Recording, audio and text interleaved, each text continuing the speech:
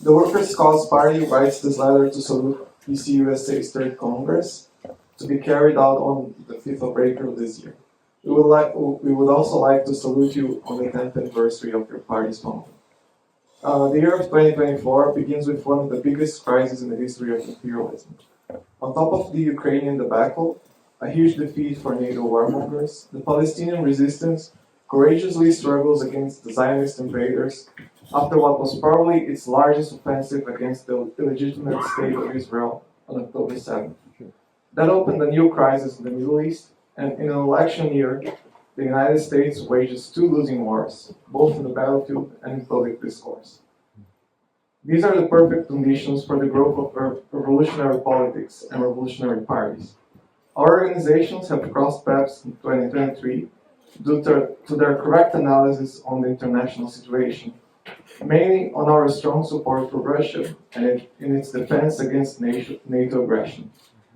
In October, in the heat of the events in Palestine, we participated together in the International Peace Conference in Rome, in another successful step towards our joint struggle against imperialism.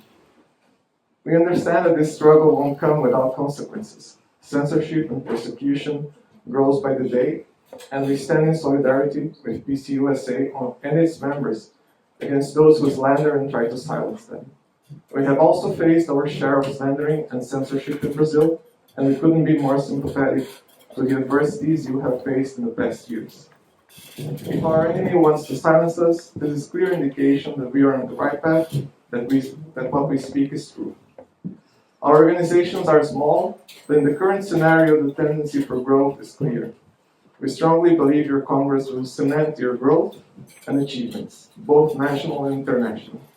We hope our participation can be a sign of that growth and that your party is far from being alone in its struggle. Comradely regards, the International Secretary of the Workers' Cause Party.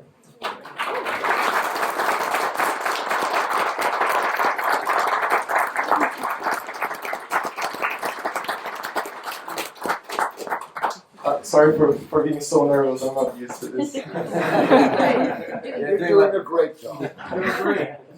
So yeah, and I prepared a few words myself. I want to thank the Party of Communists USA for the kind invitation to participate in their Congress. I am Fábio Picchi. I would like to start with a brief evaluation on the current capitalist crisis. We are facing not only the largest crisis of our lifetimes, but the history of capitalism. There is a revolution happening in Palestine. What we see both in Gaza and in the West Bank isn't just the action of guerrilla fighters. It is the armed struggle of the Palestinian people for its liberation, to expel the Zionist occupation. The guerrilla fighters, the Al-Qassam brigades, and others lead the struggle.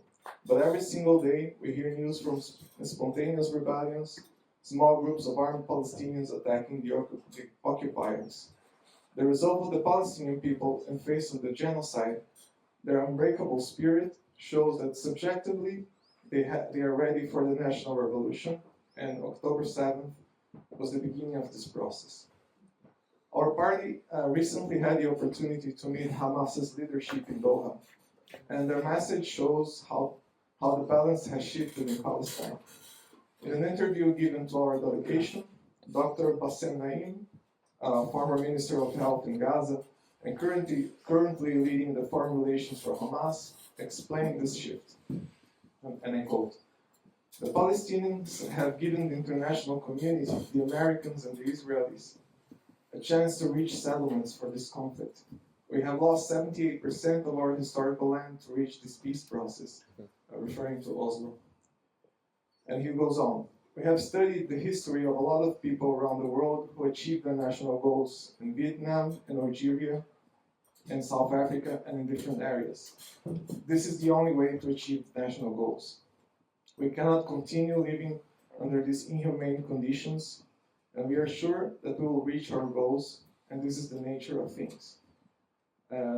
Now for the objective conditions for the Palestinian revolution.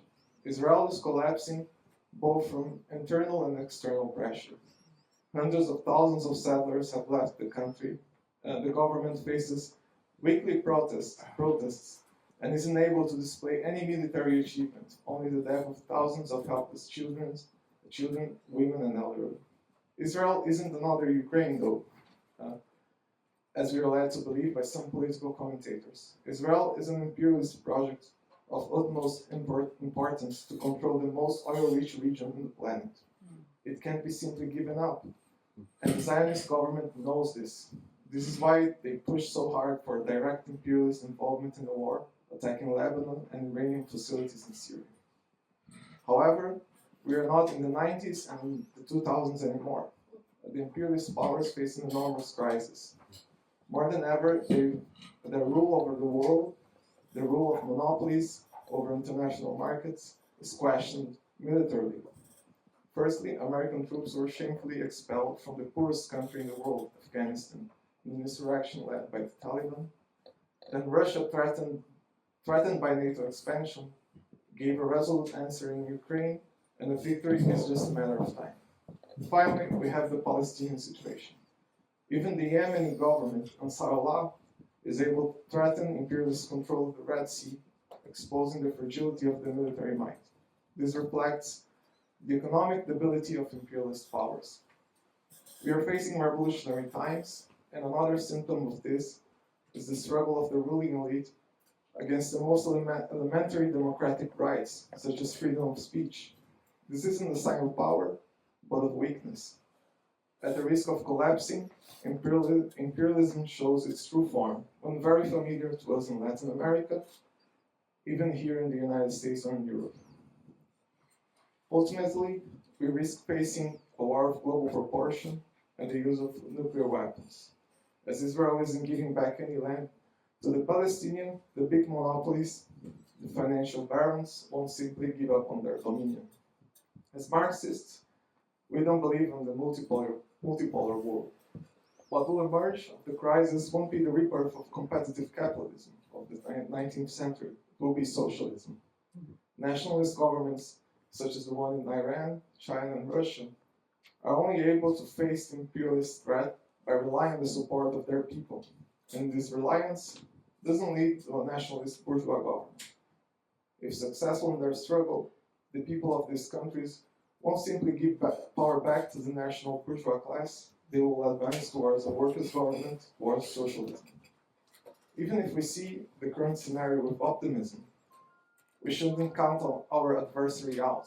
In Latin America, we're facing numerous coups and repressive governments, as can be seen in Ecuador, and with the affair yesterday when they arrested a politician in the Mexican embassy, El Salvador, and more recently in Argentina.